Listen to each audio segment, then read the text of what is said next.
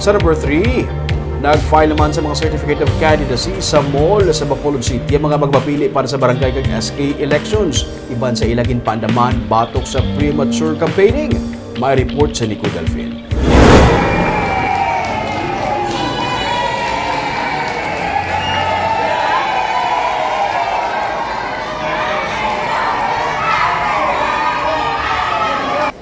Daw kasubong sang pelikula nga gindag sang una nga adlaw sang filing sang Certificate of Candidacy para sa barangay kag sangguniang kabataan elections sa Robinsons Place, Bacolod kaina sang aga.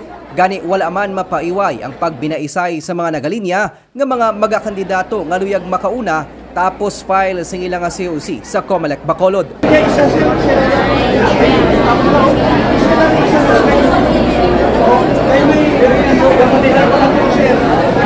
May mga kandidato nga ginupdan pa sing ilang mga supporters.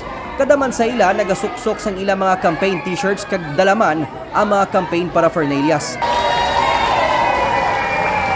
Ang utility worker kag person with disability nga si Armando De La Gente nagtinguha nga mag-file man sa iya COC para magpapili kagawad para sa Barangay 10. Suksok niya ang naandan nga uniforme sa obra. Kulig man sa mga problema sa tao. Parehas ano be? Sa mga ano na ng mga problema dapat sundan na lang na bulong education. Pero matapos makafile na sang ila COC, ginsaway na kaginpaandaman ni Comelec Bacolod Election Officer Attorney Katrina Trino Canya ang mga nagatener nga kandidato kag ilang mga supporters sa venue. Sandig sa pagsulundan sang Comelec, ginadumilian ang premature campaigning bangod sa Oktubre 19 tubtob 28 pa ang gintalana nga campaign period.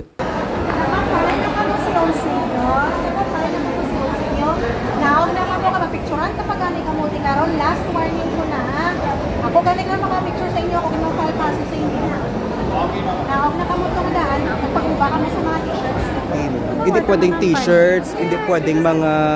Yes, because that is already for a form of campaigning na nakapa-t-shirt ka na. So, bawal ka na ka. Identify once na naka-file ka na sa COC mo.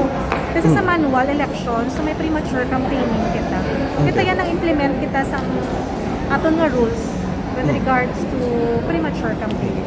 Tob-tob sa Setyembre 2 ang deadline sang filing sang COC. Kadungan sang unang adlaw sang filing sang COC ang pagpatuman sang gun ban sa pagsugod man sang election period nga magatakop sa Nobyembre 29.